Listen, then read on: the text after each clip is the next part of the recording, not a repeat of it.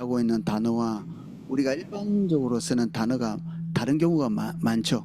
이 거짓이라는 단어도 우리가 보통 쓰는 단어하고 조금 다른 느낌을 가지실 겁니다. 우리가 살펴보다 보면 우리가 지금 생각하고 있는 거짓과 다른 느낌의 단어입니다. 뭐 둘 다 안 좋은 이미지지만 예레미야 시대에는 거짓이 팽배했다 이렇게 서두를 시작하고 있습니다. 그럼 이 거짓이 무엇인지 이렇게 설명하고 있는 성경 구절이 125쪽에 하나, 둘, 셋, 넷, 다섯, 네 개 있습니다. 제가 한번 읽어보겠습니다. 선지자들은 거짓을 예언하며 제사장들은 자기 권력으로 다스리며 내 백성은 그것을 좋게 여기니 마지막에는 너희가 어찌하려느냐. 선지자들이 거짓을 예언하고 그리고 백성들은 그 거짓을 좋아하는 이는 그들이 가장 작은 자로부터 다 탐욕을 부리며 선지자로부터 제사장까지 다 거짓을 행함이라. 이 제사장은 그 도덕성의 최고 마지막 보루죠. 그래서 이스라엘은 재판 같은 거를 할 때 최종적인 그 결정권자가 제사장입니다. 그가 하나님 앞에서 물어서 이것은 하나님의 뜻이 이렇습니다라고 얘기하면 그거는 최종적으로 무조건 받아들여야 됩니다. 어떤 사람이 거기에 불순종하면 그 사람은 그 사형에 해당하는 죄가 됩니다. 1단계, 2단계 와가지고 우리도 이제 3심까지 가면 더 이상 번복할 수 없듯이 이제 백성들 안에서 이게 풀어가다가 풀리지 않은 최종적인 문제들은 제사장이 가져오는데 그 제사장이 최종적으로 뭔가를 선고하고 나면 그 선고한 내용에 대해서 순복하지 않으면 이제 공의가 완전히 이제 뒤틀리겠죠. 그가 하나님의 뜻을 따라서 결정한 내용에 대한 신뢰를 하지 않고 그리고 순종하지 않고 이러면 이제 국가 전체가 기강이 흔들리겠죠. 그래서 마지막 권위를 그에게 부여하죠. 그래서 이 제사장은 선지자와 거의 비슷하게 최종적 권위자가 됩니다. 최종적 윤리성, 가장 이스라엘에서 믿을 만하고 신뢰할 만한 그런 존재가 돼야 되는데 여기 보면 예레미야 시대 때는 그도 거짓으로 이렇게 뭉쳐있는, 그러니까 위에서부터 아래까지 몽땅 다 거짓을 지향하고 있다, 이런 표현이죠.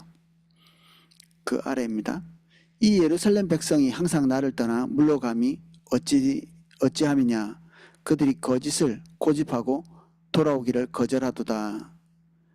예루살렘 전체가 거짓을 향해서 가기로 결정하고 그것에 대해서 돌이키라고 이렇게 말했을 때 그 가는 길을 딱 버티고 서서 이제 그 길을 지향해서 계속 가는 거죠. 너희가 어찌 우리는 지혜가 있고 우리에게는 여호와의 율법이 있다 말하겠느냐. 참으로 서기관의 거짓의 붓이 거짓되게 하였나니. 이 서기관은 말씀을 가장 기초적으로 붙들고 있는 사람이죠. 가장 이렇게 객관적이어야 되고 그리고 자기 뜻이 거기에 포함되면 안 되는 그런 존재죠. 이 하나님의 율법 토라는 이스라엘 백성에게 있어서 최후의 윤리의 보루가 되는 것인데 그들이 쓰는 모든 이게 언어들이 거짓으로 고발되고 있습니다. 여기에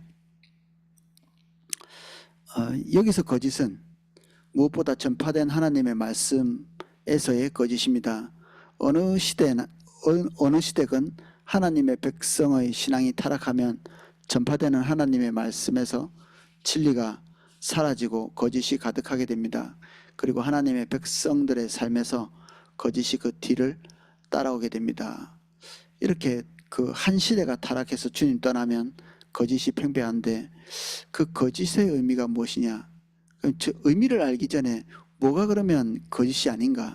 우리가 마음속에서 이렇게 떠올리고 있는 그런 거짓과 조금 다른데 1번, 하나님께서 말씀하신 거짓은 반드시 교리가 잘못된 것을 말하는 것이 아닙니다. 거짓이 잘못되면 금방 알죠. 어떤 교리가 잘못된, 우리가 교육받은 걸로 금방 대비해 보면 되니까. 그런데 그런 대단히 올바른데 틀린 것, 그 참의 지식을 가지고 있는데 우리가 지향하고 있는 거는 거짓이 될 수 있다. 그래서 불안하죠. 우리가 알고 있는 것이 그대로 이렇게 우리를 지켜주지 못하고 뭔가 알고 있는데 우리가 거짓으로 판명나는 그런 일이 있는 거죠. 옆에 작은 인용구가 있습니다. 이는 그들이 가장 작은 자로부터 큰 자까지 다 탐욕을 부리며 선지자로부터 제사장까지 다 거짓을 행함이라. 그들이 내 백성의 상처를 가볍게 여기며 말하기를 평강하다 평강하다 하니 평강이 없도다. 모든 사람들이 다 의를 제일 전면에 내세우고 정직을 전면에 내세우고 하나님을 전면에 내세우고 있지만 표면적으로 문제가 아무것도 없는데도 그들은 중대하게 기울어져 있는 사람들이다.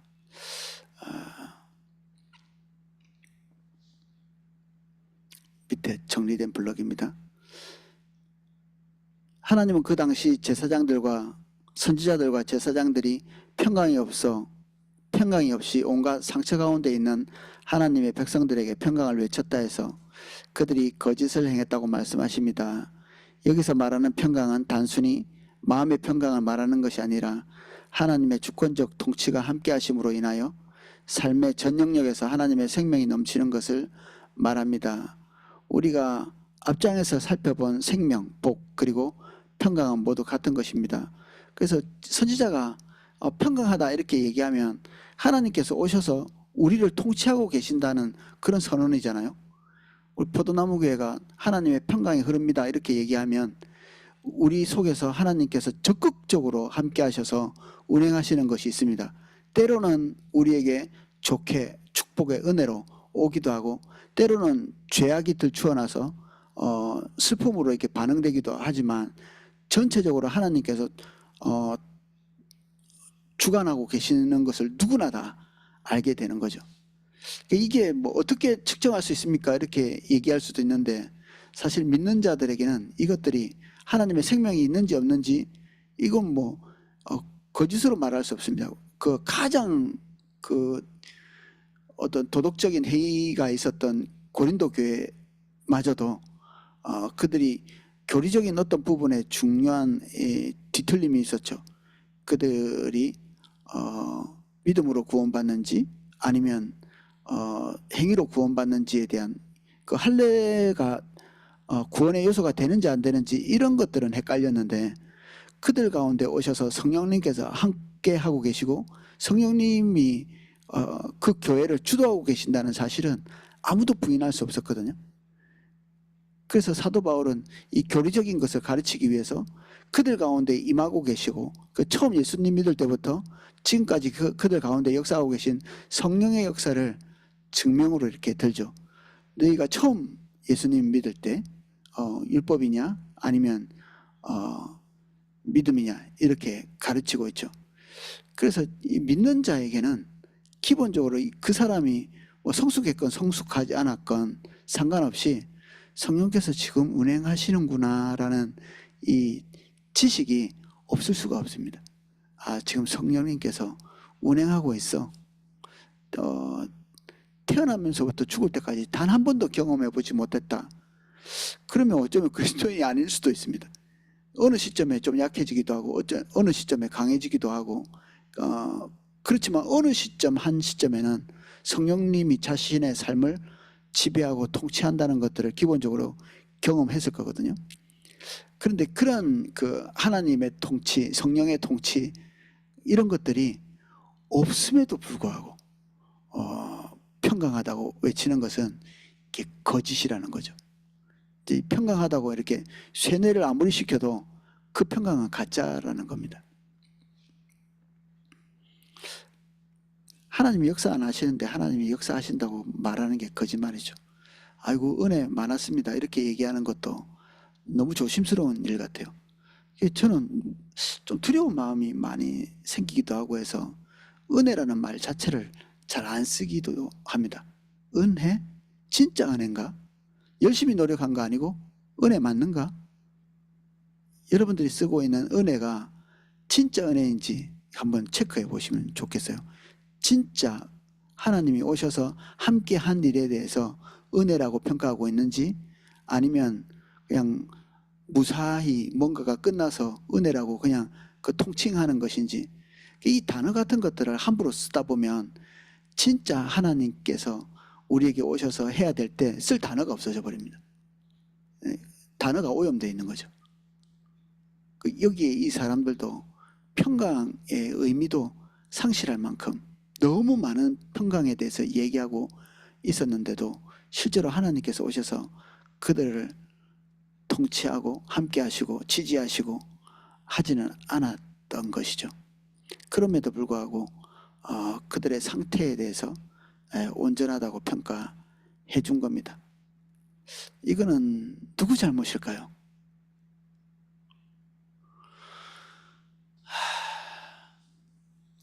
부부싸움 하면 누구 잘못인가요? 예. 상대방 잘못이지 뭐. 100이면 100. 이 타락한 인간의 본질이죠. 어떤 교회가 중대한 문제가 생기면 누구 잘못이죠? 예, 성도는 목사 잘못이고 목사는 성도 잘못이고 그러겠죠.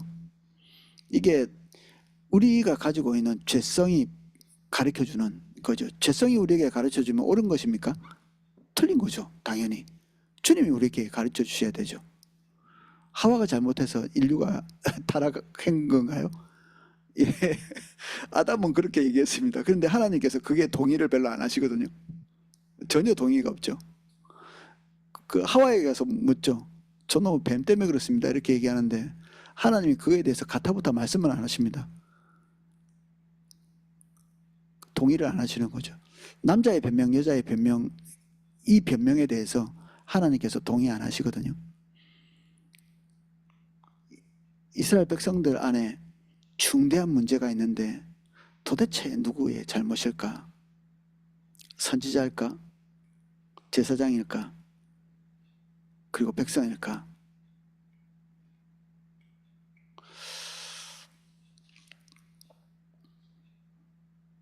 결론을 얘기하면 이런 일에는 항상 일치단결하는 거 있죠. 제사장 그리고 선지자 백성들이 일치단결하는. 이상하게 마귀의 일도 어느 시점이 되면 초월적 연합을 하는 경우가 있습니다. 지금 세상의 나라들이 연합 안 돼 있죠. 외교관들이 주로 하는 말이 있습니다.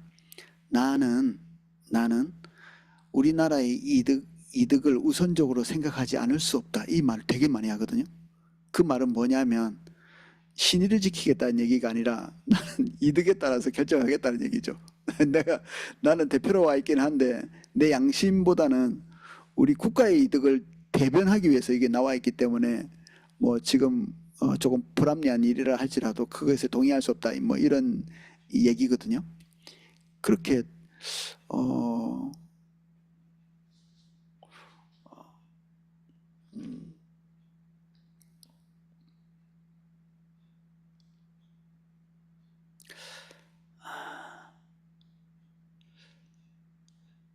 사단이 그 예수님이 본디오 빌라도에게 심판을 이렇게 받으시잖아요. 판결을.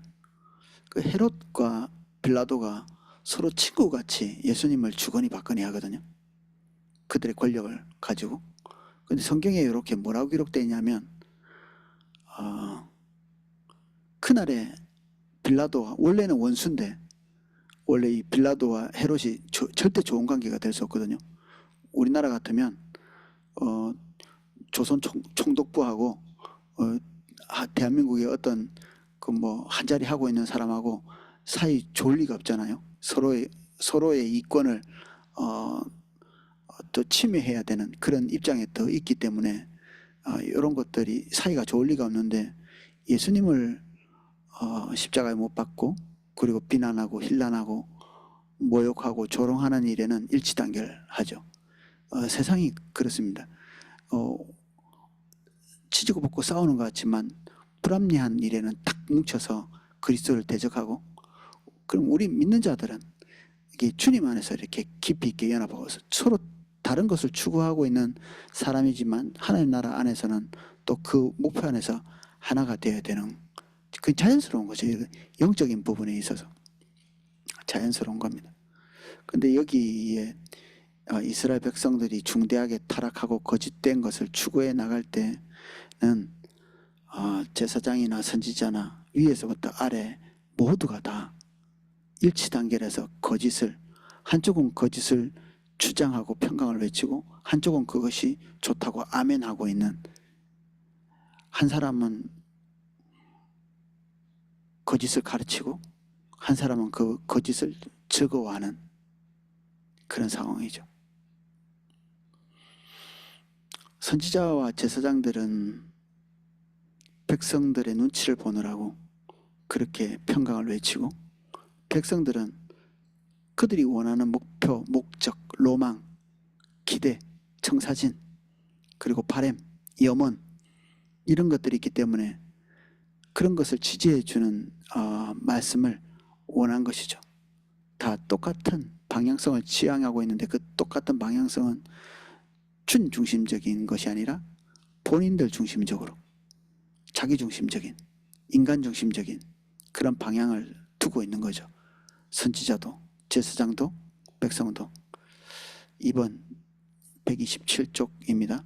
영적 분별력이 없으면 거짓이 될 수 있습니다. 이 거짓말을 해야 되겠다고 결정하지 않는데도 분별력이 없으면 거짓이 될 수 있습니다. 그럼 분별력은 왜 없어지는가? 뒤에 나오지만 근본적으로는 자신의 간절함이 있어서 그렇습니다. 이제 분별력이 있고 싶은데 없어지는 게 아니라 분별력을 싫어하게 됩니다. 분별력을 싫어해요. 원하지 않습니다. 분별력을. 뭔가가 이렇게 진리가 선언되면 좋아하는 사람은 분별력을 선택하고 진리를 선택하게 돼 있는데, 진리가 선택되면 자기의 방향성이 흔들리게 되거든요. 지금까지 고수해왔던 자기의 방향성이 흔들리게 됩니다. 자기 방향성이 흔들리는 것이 고통스럽죠. 바뀌어야 되고. 그러면 진리를 바꾸는 수밖에 없죠. 아니면 진리를 전하는 사람을 바꾸든지.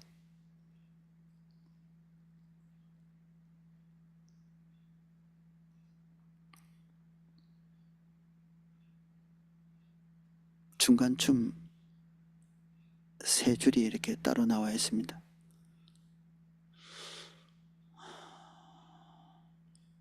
하나님께서 말씀하신 거짓과 관련해서 매우 중요한 한 부분은 영적 분별력입니다. 우리가 하나님의 관점을 가지고 있지 않으면 우리들이 전하는 하나님의 말씀이 거짓이 될 수 있습니다. 하나님의 말씀을 기반으로 해서 뭔가 주장을 하는데도 다 거짓말인 거죠.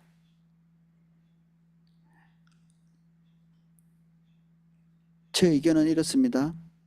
하나님의 말씀이 이렇기 때문에입니다. 이렇게 증명하는 거죠. 이런 식으로 주장하죠. 산상수훈도 좀 비슷한 게 있죠. 자기 뜻을 주장하기 위해서 하나님의 이름을 거론하는 습성들이 있죠. 자기 뜻을 주장하기 위해서. 그러니까 하나님 앞에서 맹세하는 거잖아요. 하나님께 맹세컨대 나는 이러이러하다, 이런 말을 하거든요. 하나님의 이름을 빌어와서 자기의 신실성을 주장하는 거죠. 실제로는 사람들을 조종하려고 하는 의도가 있는 거죠. 내 말을 믿도록 만들어주는, 강조하는, 예 아니오만 해야 할 우리의 정직성을 잃어버리고 하나님의 이름이라도 빌어와서 내 뜻을 관철시키려고 하는 고집스러움이 있죠. 그래서 하나님의 뜻이 중요하다기보다는 내 뜻이 너무 중요하기 때문에, 하나님의 관점이 중요하기보다는 내 관점이 훨씬 더 중요하기 때문에 하나님의 관점을 안 보려고 애를 쓰는 겁니다. 그러면서 그래도 무섭죠. 내가 하나님 따라 안 간다고 이런 인정이 있으면 무섭죠. 그런 무서움을 또 상쇄하기 위해서 거짓을 하는 거죠. 거짓말은 항상 두려움 때문에 하지 않나요? 두려움. 아빠한테 혼날까 봐 뭐 거짓말을 하고. 근데 그것보다 더 나가면 어떻게 되죠? 그냥 아버지 무시해버린 거죠. 그냥 이게 뭐 그래 뭐 내가 나빠. 그래서 어쨌단 말이야. 이렇게 뻔뻔하게 이렇게 나갈 수도 있겠죠. 하나님 앞에서 나름대로의 일말의 양심을 가지고 있다고 봐야 되는지 모르겠습니다. 이 사람들이. 거짓말로 자기를 포장하려고 하는 시도가 있다는 게 뭐 착한 건가? 실제로 따라가지는 않지만 중심과 의도는 자기 뜻이 있지만 하나님 뜻대로 가고 있다는 거를 사람들에게 보이고 싶은 거죠. 그러면 이 두 충돌 안에서 이제 필수적으로 나올 수밖에 없는 게 거짓말이죠. 거짓말. 마치 하나님 뜻대로 잘 가고 있는 것처럼 자기도 속이고 자기를 보는 사람도 속이고 그리고 공동체 전체가 그 거짓을 동의를 하는 겁니다. 같이. 욕심으로 하나 된 공동체죠. 자기 탐욕으로 하나 된 공동체. 그래서 율법주의에 들어가고 그리고 여기는 오늘 우리가 기복신앙 하고 있죠. 기복신앙을 가르치고 동의하는 하나님을 목적 삼는 거죠. 목적 삼는 게 아니라 수단을 삼는 거죠. 당신들이 원하는 것을 하나님께서 들어주실 겁니다. 그러니까 이렇게 하십시오. 이렇게 구조된 메시지들이 여러분들이 많이 들은 메시지 아닌가요? 그리고 오늘날 교회에서 말하고 있는 중요 가르침에 뭐 들어볼 것도 없습니다. 처음부터 끝까지 뭐 주제는 달라지고 성경 본문은 달라지고 또 말하는 내용은 달라져도 주제는 기승전결 똑같이 끝에 결론은 여러분들이 원하는 것을 하나님께서 들어주실 테니 낙심하지 말고 다시 한번 신앙생활 열심히 해봅시다. 이런 거죠. 똑같아요. 뭐 이렇게 들어봤자 늘 그거예요. 그러니까 이게 서로 거짓을 합의하는 겁니다. 설교자도 사람들이 좋아하는 것을 입에 넣어주고 성도들도 그것을 넣어주는 목회자를 찾아서 이렇게 모여 있죠. 모여 있습니다.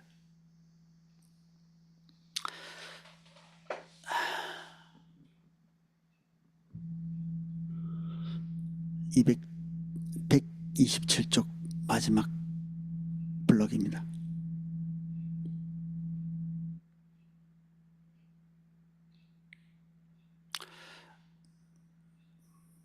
그래서 그들의 주장을 정당화하기 위해서 성경 구절들을 무수히 나열해서 갖다 적용을 시켜도 그것이 진리가 되지 못하는 것입니다.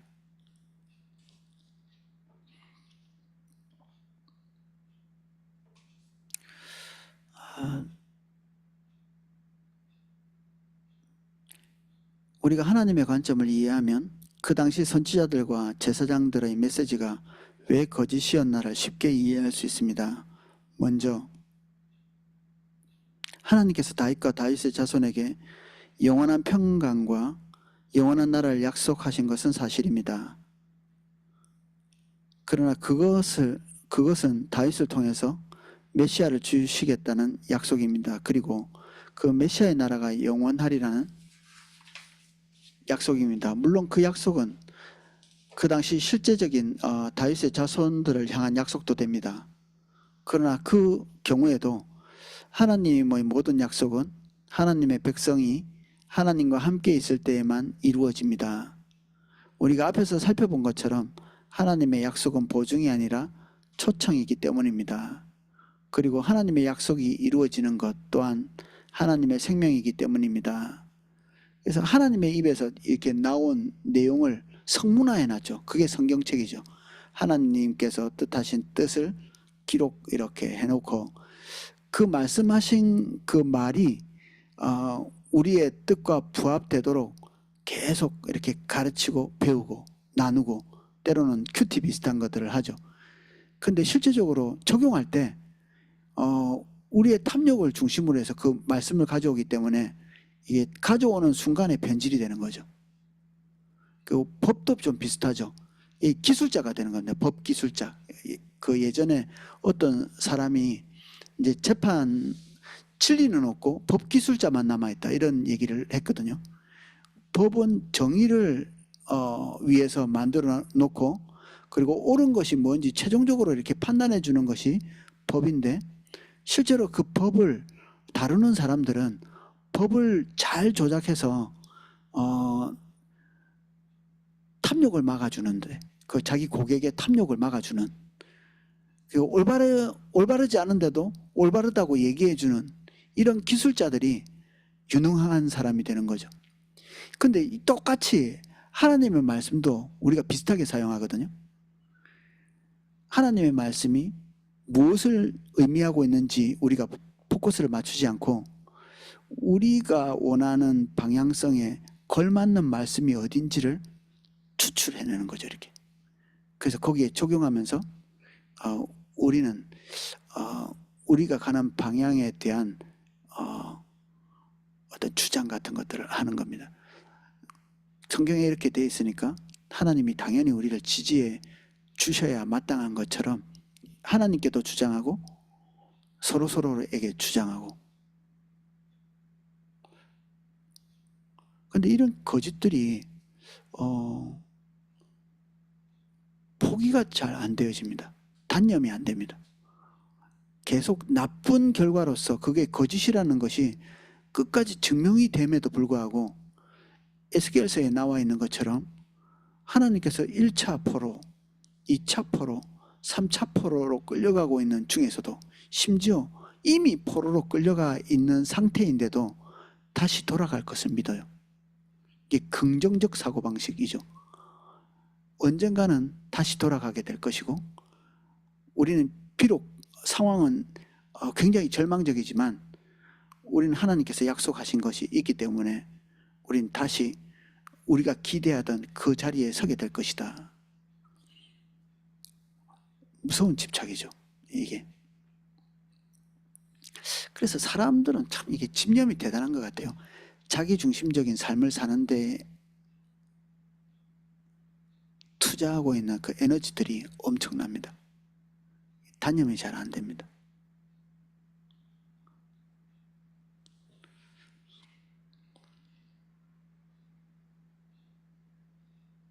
성경에 약속하고 있는 다윗의 어떤 성전이 그대로 있고, 그리고 다윗의 말씀도 있고, 그 버젓이 그때 약속한 그 건물이 그대로 있기 때문에 하나님의 말씀도 그대로 있는 것처럼. 근데 에스겔이 본 그 환상에서는 이 북문을 향해서 하나님의 영이 이렇게 떠나시거든요. 그 성전에 계셔야 되는데 하나님의 영이 그 길 떠나 어디에 가시냐면 바벨론으로 와 계십니다. 하나님이 계신 곳이 성전이죠. 하나님이 계셨던 곳은 성전이 아니죠. 성지는 하나님이 계신 곳이 성지죠. 거룩한 땅. 지금은 성지가 아니죠. 하나님이 계신 곳이 성지입니다. 이스라엘은 성지인가요? 거기 주님 계시면 성지겠지만 하나님 안 계시면 성지가 아니죠. 성전도 마찬가지입니다. 거기 주님이 거주할 때, 하나님께서 거주할 때 그곳을 성전이라고 부르는 겁니다. 인간이 경험한 최초의 성전은 어디죠? 하나님이 거주한 곳, 에덴 동산이죠. 에덴 동산에 하나님께서 거주하셨잖아요. 인간을 만나러 오셨잖아요.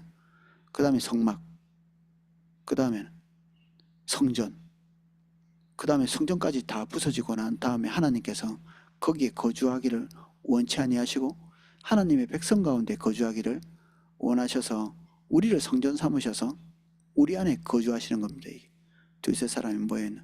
그래서 우리 보고 성전이라고 하는 겁니다. 하나님이 계시면 거기가 성전입니다.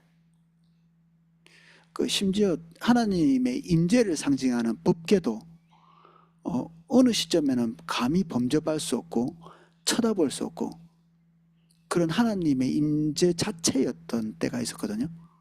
근데 하나님의 임재가 떠나고 나니까 한낱 상자에 불과하죠. 그 전쟁 나가서 뺏기고 믿지 않는 사람들에게. 우리 예전에 영화 같은 거 이런 거 보면 막 교회가 불타고 막 이런 일들 어떻게 이럴 수가 있지 싶은데 하나님이 거기 안 계시는 거죠. 예배당 건물만 했지. 제가 옛날에 성지순례 갔을 때 정말 아름다운 예배당이라고 지어놨는데 모스크가 돼 있더라고요. 그 성소피아 성당이라고 엄청나게 아름답게 그냥 하나님의 전이라고 아름답게 지어놨는데 이 이슬람 사람들도 와서 너무 아름다워가지고 차마 때려 부시지를 못하고 그 뭐 웬만한 유적 같은 것도 때려 부시는 게 기본적인 그들의 교리인데도 너무 아름다워서 때려 부시지를 못하고 그 안에 있는 십자가 내리고 거기에 있는 모든 뭐 기독교적인 어떤 장신구들을 다 떼내고 거기다가 이제 약간의 그 이슬람 치장만 해가지고 자기들 모스크로 쓰고 있었거든요. 거기가 아무리 화려해도 그거는 성전이 아닙니다. 우리도 약간은 이제 두려운 마음을 가져야 되겠죠. 포도나무 교회가 성전이 되어야 되겠다. 그런데 아닐 수도 있다. 어느 시점에 아닐 수도 있습니다. 그것을 결정하는 것은 우리 자신이죠. 우리 자신입니다.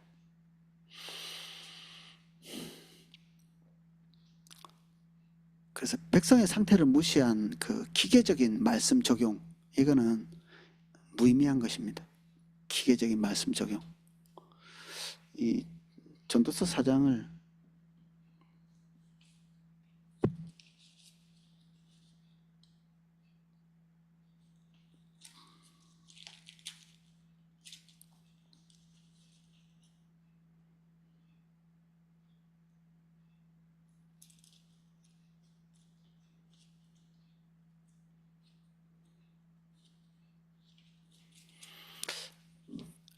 어떤 약속을 추출해 가지고 하나님의 뜻을 딱 추출해 내려고 하는 사람들이 있다면 이 전도서의 말씀이 난해하게 보일 수도 있습니다. 전도서 3장인데 날 때가 있고 죽을 때가 있고 3장 2절 죽일 때가 있고 치료할 때가 있고 울 때가 있고 웃을 때가 있고 슬퍼할 때가 있고 춤출 때가 있고 돌을 던져버릴 때가 있고 돌을 거둘 때가 있고 안을 때가 있고 안는 일을 멀리할 때가 있고 찾을 때가 있고 잃을 때가 있고 지킬 때가 있고 버릴 때가 있고 찢을 때가 있고 꿰맬 때가 있고 잠잠할 때가 있고 말할 때가 있고 사랑할 때와 미워할 때가 있다. 하나님의 뜻대로 한다고 하는데 이 행동, 겉으로 나타나는 행동과 결정이 정반대로 계속해서 나타나는 것을 이게 나타내고 있거든요. 그럼 어떻게 해야 하나님의 뜻대로 하는 거냐? 그때마다 주님과 동행해서 결정하지 않으면 하나의 생각 그리고 하나의 결정이 우리를 진리 속에 머물게 하지 못하는 거예요. 그래서 말씀을 추출해서 가져와서 아무리 주장해봤자 의미도 없는 것들인 거죠. 의미가 없는 것입니다. 거기에 주님 계셔야 되는데 거기 주님 안 계시거든요. 이게 거짓이라고 하는 것입니다. 거짓. 그래서 말씀 막 암송해가지고 하나님께서 마치 그 말씀대로 오늘 나에게 적용시켜 주실 것처럼 이렇게 몸부림치는 것들은 무능력하다. 사실은 뭐 아무리 믿어봤자 매주일 와서 새롭게 갱신하죠. 머리에. 이게 교회 구조가 그렇거든요. 분명히 저번 주에 들은 말씀대로 안 이루어졌는데 낙심해서 교회로 들어와요. 그러면 교회에서 설교자가 지금까지는 안 됐지만 또 됩니다라고 설교해요. 그러면 다시 용기를 얻고 다시 나가요. 또 안 되거든. 그럼 또 설교자가 와서 또 다른 말씀으로 또 된다고 얘기해요. 이게 악순환이에요. 악순환. 1년, 2년, 3년, 4년, 5년, 6년 계속 반복해서 속는, 어떻게 이게 그런 속임수에 계속 이게 노출되고 있으면서도 이게 깨닫지를 못하는 거죠. 이게. 이번에 가면 또 잘 된다고 하겠지. 근데 또 살아봤자 또 안 되거든요. 그래서 맨날 그 손톱만한 긍정적인 일이 일어나면 지나치게 희망을 크게 갖는 거예요. 사실 손톱만한 것이 있다가 사라져 버리거든요. 전혀 하나님께서 행하신 일이 아닌 거죠. 그 맨날 성경 구절은 또 어디 그 엘리야가 막 기도하니까 뭐 조각구름이 떠올랐다 이런 걸 막 설교 듣고 이제는 뭔가 희망이 있을 것처럼 이렇게 얘기하는데 조각구름 같은 게 떠올랐다 그냥 없어져 버리는, 늘 그 모양이에요. 늘 1년, 2년, 3년 계속 그렇게. 그래서 실망하고 나서 괴롭죠. 마음이 낙심이 되고, 그리고 성도들도 자기가 불안하겠죠. 왜 안 됐지? 그러면 다행히도 교회 가면 목회자가 거의 돼간다고 거의 돼갈 것처럼 또 얘기를 해줍니다. 이번 주까지는 안 됐는데 다음 주에 될 것처럼 얘기하거든요. 그럼 또 용기가 불쑥 솟아나가지고 또 나갑니다. 그러면 이제 설교자는 너무 기뻐하죠. 성도들이 낙심해서 왔는데 힘을 얻어서 밝은 얼굴로 나갔다고 이렇게 생각하는데 다 거짓말하고 속아서 나가고 서로가 서로를 속이는 거죠. 다음 주 되면 또 힘 빠져가지고 교회에 구역구역 모여들 거거든요.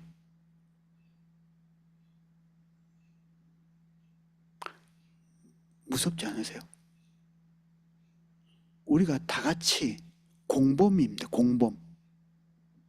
속기로 결정한 사람들과 속이기로 결정한 사람이 공범입니다. 다 같이 한 덩어리. 저를 속여주세요. 속여드리고 잘 속여드리고, 하나님께서 의도하신 것과는 아무 상관도 없는 말씀을 무수히 갖다 대면서 이렇게 곧 이루어질 것처럼, 우리가 결정한 우리의 로망이 곧 이루어질 것 같이 낙심하면 또 옆에 사람이 돕죠. 믿음을 가져야 된다고 막 얘기를 하죠. 도대체 뭘 향한 믿음인지도 모르고 믿음을 가져야 된다고 이렇게 얘기하는.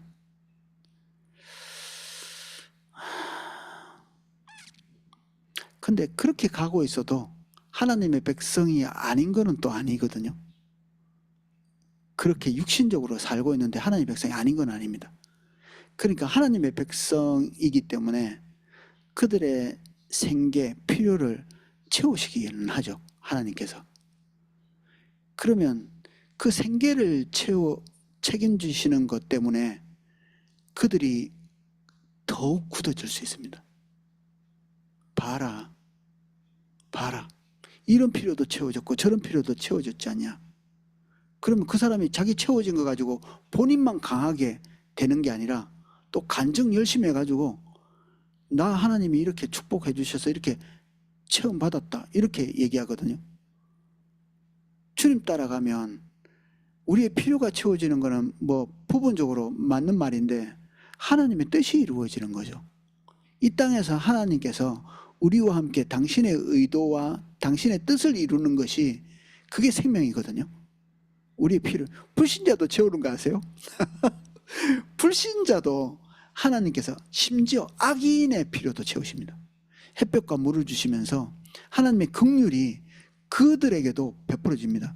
하나님의 은혜 없이 살 수 있는 존재는 아무도 없습니다. 심지어 날아가는 그 참새도 백합화도 하나님이 채우신다고 했잖아요. 감사한 일이지만 그거 가지고 우리가 하나님이 우리를 지지한다고 말하는 거는 너무 빈약한 거 아닌가요? 하나님이 오늘도 이거 주셨고 내일도 저거 주셨고 저 사람 봐라 하나님 열심히 따라가더니 이런 거 얻었다 저런 거 얻었다 이렇게 서로 간증해서 이렇게 나누는 게, 그러면 믿지 않는 사람도 뭐 잔뜩 그런 얘기 할 수 있거든요. 믿지 않는 사람도 부자도 많고, 절에 다니고 불공 들여서 아들 낳았다는 사람 못 들어보셨어요? 엄청나게 그런 일들이 있습니다. 엄청나게.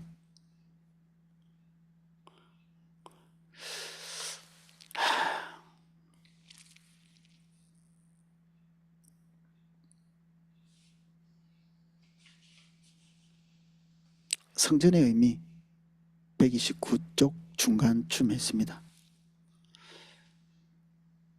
이스라엘 백성들이 하도 여호와의 성전이라고, 여호와의 성전이 있기 때문에 적군은 쳐들어오지도 못하고 쳐들어오더라도 떠날 것이고 뭐 그런 얘기를 하거든요. 성전이 다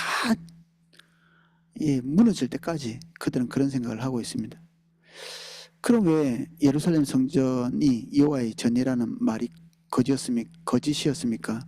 예루살렘 성전은 그곳에 하나님의 영광의 임재가 머물러 계시는 동안에만 하나님의 전으로서의 의미가 있습니다. 만약 하나님의 영광의 임재가 그곳을 떠나신다면 그곳은 더 이상 하나님의 전이 아니었습니다. 그저 하나의 건물일 뿐이었습니다. 초대교회 때는 어떤 한 사람이 하나님의 성령을 속이고 헌금의 일부를 감추고 자기가 판 모든 땅값을 다 헌금했다고 이렇게 말한 것 때문에 죽임을 당하거든요. 하나님께서 거기 오셨기 때문에 이런 부정적인 일이 일어난 거죠. 하나님이 안 계셨으면 그냥 넘어갔을 거예요. 하나님이 계시면 그곳에서 하나님이 계시기 때문에 일어나는 일들이 있습니다. 그때 성전이죠. 그때. 그래서 초대교회는 그야말로 성전이었습니다. 건물 아무것도 없는데도 하나님의 백성들이 모여있는 그 자리에 하나님께서 좌정에 계셨기 때문에 그 교회는 성전이라고 말할 수 있죠.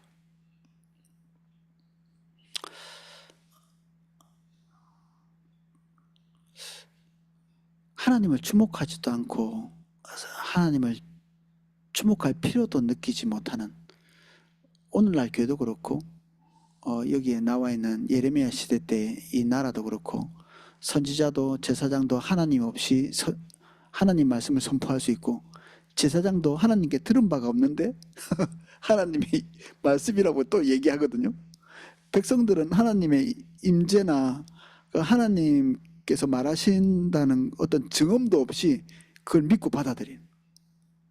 그러니까 이 이스라엘 전체 내에서 하나님께서 운행 안 하시는데 사람들이 이 하나님이 마치 계신 것처럼 이 시스템을 그렇게 만들어 놓은 거죠. 오늘 우리 교회는 어때요? 성령님이 주도적으로 교회를 이끌어가고 계신가요? 아니면 성령님이 없어도 그냥 교회가 그럭저럭 잘 돌아가나요? 로이드 존스 목사님은 부흥이라는 책에서 그런 얘기를 하잖아요. 오늘날의 교회는 성령님이 떠나셔도 조금도 흠잡힐 것이 없이 잘 돌아가는 그런 교회가 된 거죠. 여러분들 삶은 어때요? 성령님이 없이는 아무것도 안 되나요? 그럭저럭 잘 꾸려가시나요? 성령님 없는데? 딱히 뭐 하나님이 많이 안 도와주셔도 내 삶은 그렇게 큰 중대한 타격은 없어. 또는 하나님이 안 계시는 순간부터 거의 삶이 정지가 되는, 하나님의 임재가 떠났다, 하나님의 근심하는 것들이 되게 역력하게 이렇게 느껴지기 시작했다. 그러면 삶 전체가 중단되는 게 정상적인 거죠. 교회는 성령님이 안 계셔도 그럭저럭 돌아가야 됩니까? 전체가 중지돼야죠.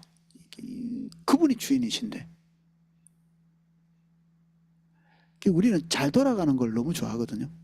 교회도 잘 돌아가고 뭔가 시스템적으로. 그러다가 주님 떠나고 껍데기만 남게 되는 거죠. 이스라엘 백성들은 왕성하게 종교적인 것들이 남아 있었습니다. 언제까지?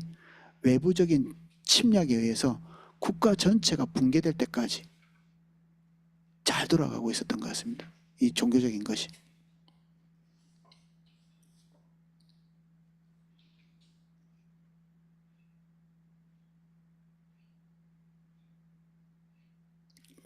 이 책에는 하나님께서 함께 안 하시는데도 해주실 것을 믿습니다라는 표현을 많이 쓴다고 되어 있습니다.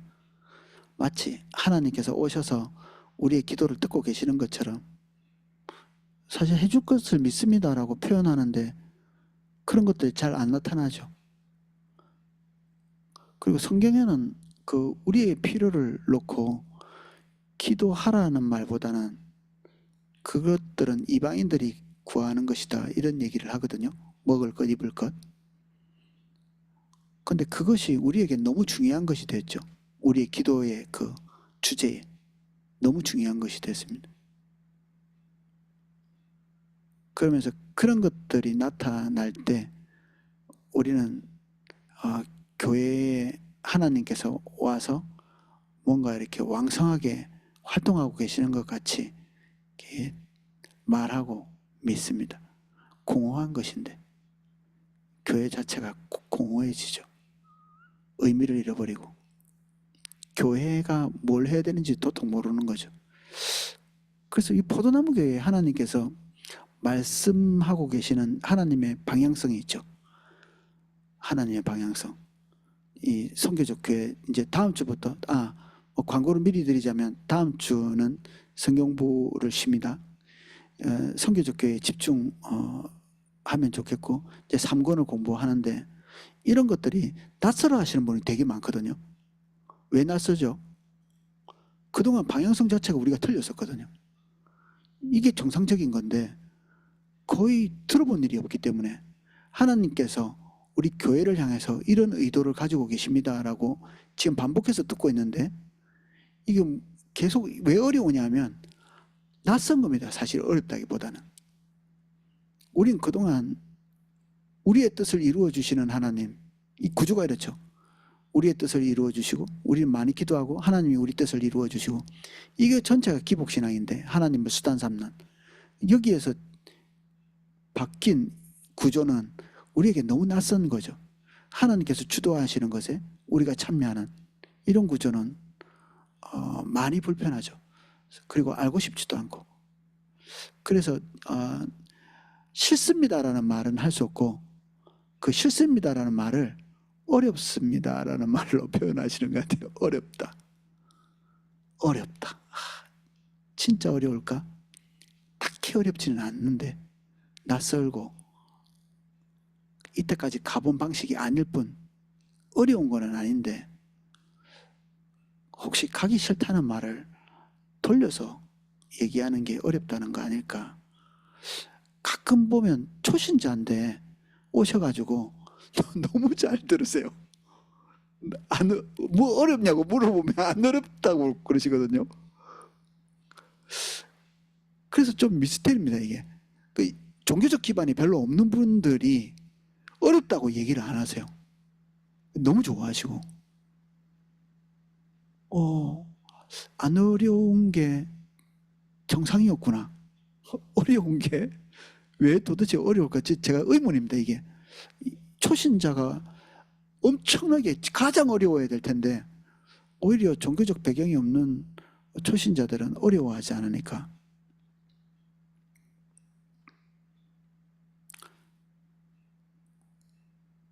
거짓 신앙책에 빠지면 사람들이 거짓을 좋아합니다.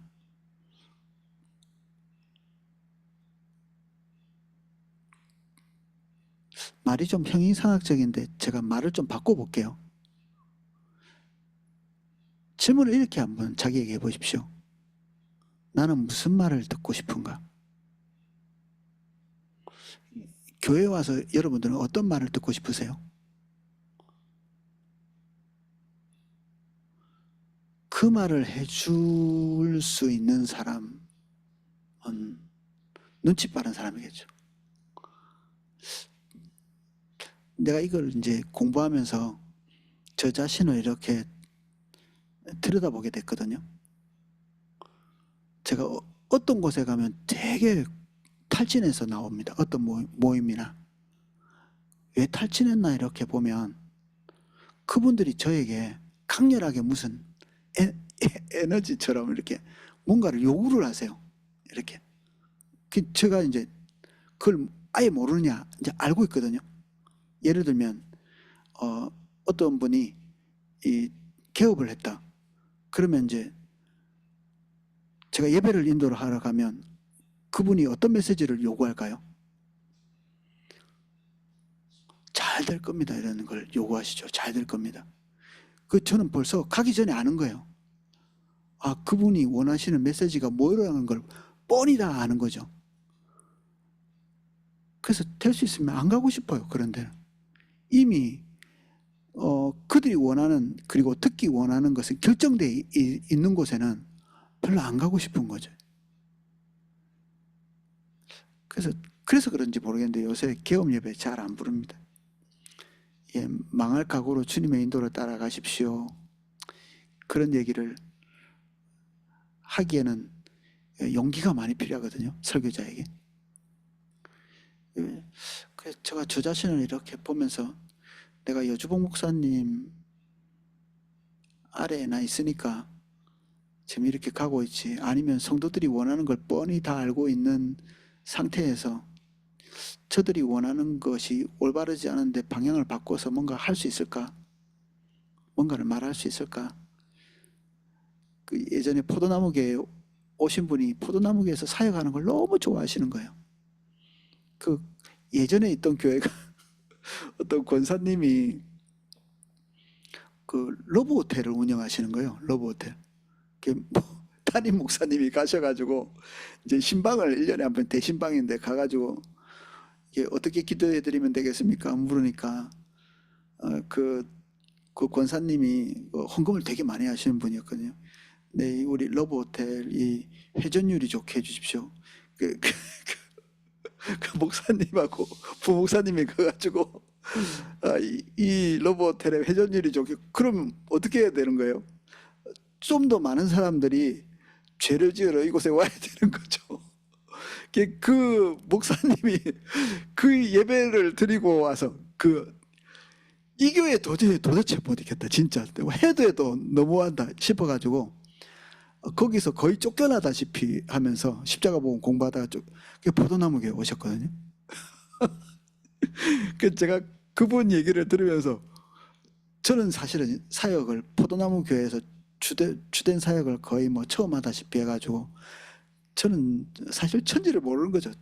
이 사태가 어떤지 잘 몰라요. 이게 뭐 조금 맛본 거지. 그 사역자처럼 오랫동안 그 큰 교회에서 뭐 어른들을 이렇게 중심으로 해서 사역을 하지는 못했기 때문에 이제 저희 귀로만 이제 듣는 거죠. 근데 포도나무 교회 안에서도 제가 볼 때는 만만치 않다고 생각했는데 바깥에 기본적으로 돌아가고 있는 이 시스템이 그런 거죠. 담임 목사님이 1년에 한 번씩 가서 그분이 범죄하고 있는 그 사업처에 가서 회전율을 좋게 해달라고 축복해주고, 그리고 헌금하고 밥 먹고 돌아오는.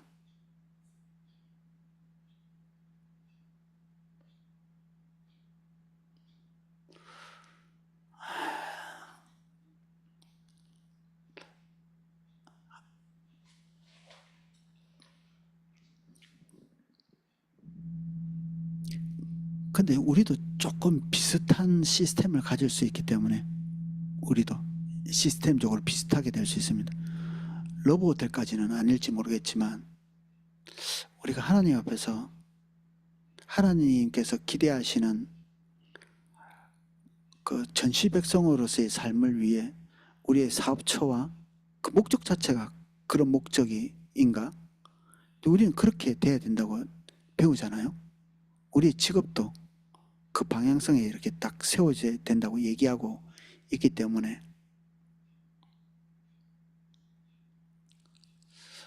목회자가 와서 이렇게 축복해주면 사업이 잘 될 거라고 생각하시는 분, 그래서 이제 저를 요청하시거나 이렇게 하면 정말 부담스러운 곳에 가는 거죠.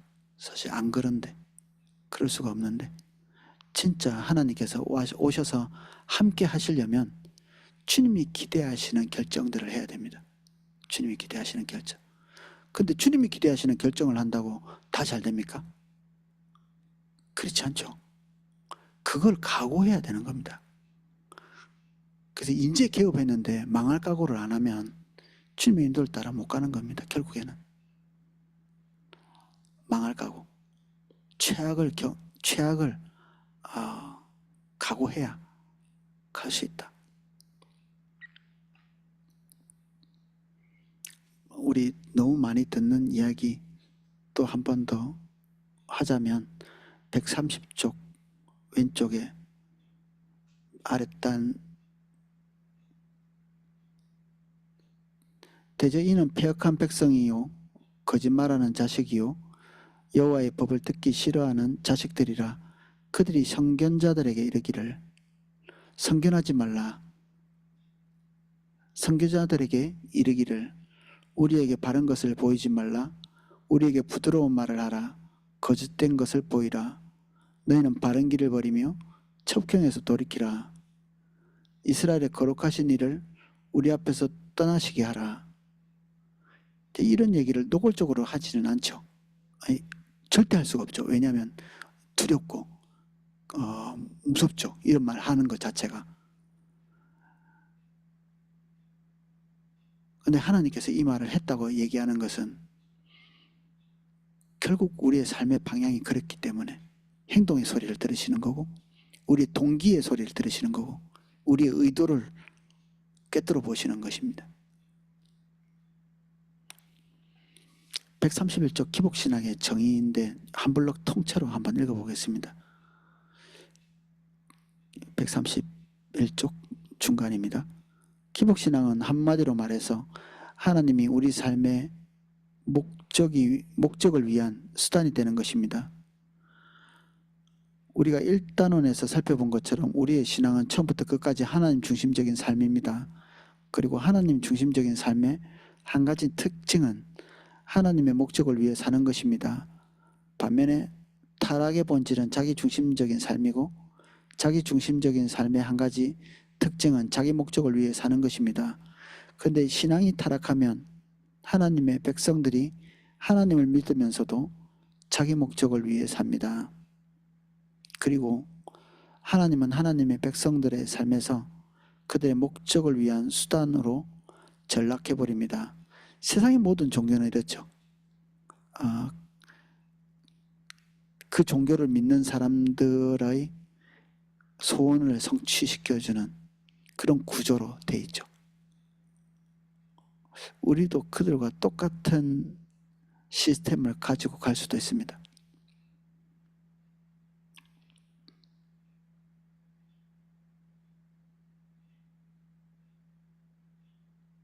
그런데 신앙이 타락하면 하나님의 백성들이 하나님을 믿으면서도 자기 목적을 위해 삽니다. 그리고 하나님은 하나님의 백성들의 삶에서 그들의 목적을 위한 수단으로 전락해버립니다. 하나님이 하나님의 백성들의 목적을 위한 수단으로 전락한 삶, 그것이 바로 기복신앙입니다. 예수님께서 어떤 사람들은 찾아가셨죠. 찾아가서 필요를 채우시기도 하고 그랬습니다. 그런데 사람들을 피해 다닌 경우가 있습니다. 오병이의 사건이 일어나고 난 다음에 그들이 예수님을 왕 삼으려고 했거든요. 거룩한 뜻이었을까요? 예수님은 그들이 하나님의 뜻대로 예수님의 말씀대로 예수님의 의도대로 공의롭게 살기 위해서 왕으로 삼는 게 아니라 예수님이 가지고 있는 능력이 그들의 탐욕을 이루기에 충분하다고 믿었기 때문에 그렇습니다. 하나님의 능력, 예수 그리스도의 능력이 본인들의 기대에 본인들의 염원을 채우기에 충분하다고 믿었기 때문에 예수님을 왕 삼으려고 하셨던 거죠. 예수님이 거절하시죠. 너희들의 왕은 되지 않겠다. 너희들의 왕은 되지 않겠다. 그렇게 말씀하셨다기보다는 그 자리를 떠나버리시죠. 그렇게 안 하시려고 하시는 겁니다. 하나님께서 예수님을 수단으로 삼고 하나님을 수단으로 삼는 교회를 떠나려고 하시는 거죠. 거기에 안 계시고 싶어 하시는 겁니다. 우리는 그렇게 될까 봐 두려워해야 되고. 132쪽 아까 같이 나눴던 부분들 하고 있습니다. 한쪽은 줄기차게 평강을 외쳐대고 있고 한쪽은 그 메시지를 좋아하고 있고 말하는 자도 듣는 자도 똑같은 곳을 바라보고 있는 거죠. 그들이 기대하고 원하는 것, 그것을 들어주는 하나님, 그리고 어떻게 해서든지 하나님을 설득해내기 위해서 종교적인 열심을 이렇게 아끼지 않는, 그 예물은 겸손의 상징도 아니고 하나님을 설득하기 위한 도구죠. 예물이. 기도도 그렇고 제사도 그렇고. 그러니까 그 제사에 대해서 하나님께서 격렬한 언어로서 그건 살인하는 거나 똑같고 짐승을 잡아들이는 것은 개의 목을 꺾는 것이나 다름이 없다. 뭐 그런 얘기도 하시죠. 이거는 감정적으로 어떻게 된 상태죠? 예, 부정적이죠. 감정적으로 대단히 격분한 거죠. 격분. 하나님께서. 그런 취급을 하는 게 약간의 부도덕으로 생각하시면 좀 안일하게 대처할 수 있을 것 같아요. 약간의 부도덕이 아니고요. 하나님의 격분을 불러일으키는 겁니다. 얼마나 화났는지를 잘 모르면 우리가 안일할 수도 있습니다. 근데 안일할 수 있는 이유가 뭐냐면 그렇게 안 사는 사람이 별로 없을 때 우리는 편안한 마음을 가지게 됩니다. 하나님의 격분을 대세로서 이렇게 덮는 거죠. 이렇게. 사람들이 다 그 방향으로 가고 있기 때문에 편안한 감정을 가지는 것입니다. 기복신앙에서는 아무리 많은 희생과 헌신이 드려져도 그것은 하나님을 사랑하는 것이 아닙니다. 그 희생은 결국 끈이 달려있죠. 어디로 달려있냐면 이렇게 자기 뜻을 이루는 하나님을 조종하려고 하는 의도를 가지고 있는 거기 때문에 더 이상 재물이 아니죠. 뇌물이죠. 뇌물. 뇌물. 요새는 포장지에 뇌물이라고 적혀있는 포장지가 있더라고요. 이렇게 크게. 뇌물. 뇌물은 사람을 조종하기 위해서 주는 거죠. 뇌물은 성경에는 힘이 있다고 되어 있습니다. 힘. 선물은 모든 길을 형통케 한다. 이렇게 성경에 기록되어 있죠. 사람의 마음을 조종하는 거죠. 인간 세계에서는 그게 잘 통하는 것 같습니다. 그래서 신에게도 적용해 보는 거죠. 사람들이. 뇌물이 통할란가? 그래서 세상에서는 그런 거 많이 활용합니다. 이렇게 저렇게. 제가 불교 방송 많이 들었거든요. 옛날에 불교 많이 믿고 이래가지고. 거기 하나 끝나고 나면 계속해서 이게 광고 방송이 이렇게 나와요. 어디에서 무슨 절 짓고 어디서 뭐 하는데 이게 동참해가지고 그 부처님이 주시는 그 복을 만끽하고 누리시기를 바란다고 이렇게 뭐 잘 되라고 이렇게 어디서 많이 들어본 거죠. 여러분들은 그런 시스템을 어디서 들었을까요? 불교 방송을 안 들었을 때. 우리가 하고 있는 헌신들이 뜨는데 바로 사진 얼굴? 예, 이게 잘못하면 마이크가 저절로 켜지기도 합니다. 이게 주의해야 됩니다.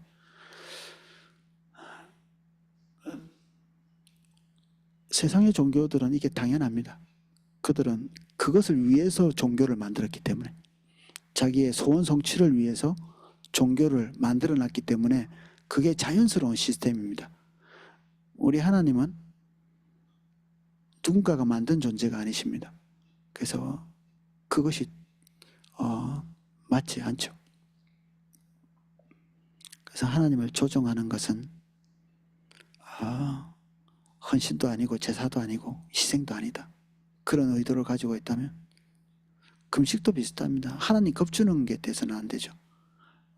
안 주시면 죽을래요. 이런 식으로 해가지고 금식하는 것. 저도 그런 태도와 자세를 좀 가지고 금식한 적이 있는데 너무 부끄럽고 창피한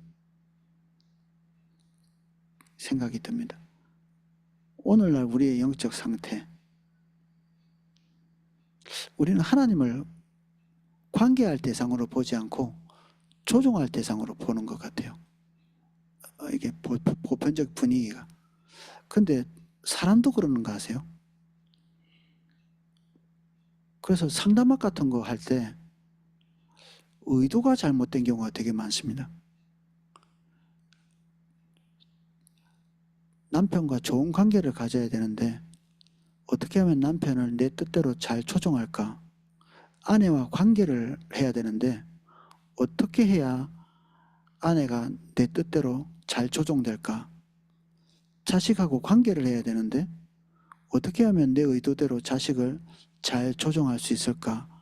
그런 방법을 배우기 위해서 상담학을 하는, 상담학을 하는 것 자체가 범죄입니다. 그렇게 하면 상담학을 하는 것 자체가. 이유는 아시겠죠? 사람은 관계를 해야지 조종하는 것이 관계가 아닙니다. 세상 사람들은 그게 자연스러운데 우리는 하나님께 관계를 그런 식으로 배우지 않았죠. 그렇게 해서는 안 됩니다. 그렇게 해도 되는 거는 우리보다 아래 단계에 있는 물질의 세계, 그 정도나 우리가 분석해서 이용해도 되는 것이죠. 그런데 사람이나 하나님은 그런 식으로 접근해서는 안 된다. 우리 집에도 좀 정상이 아닌 사람이 있습니다.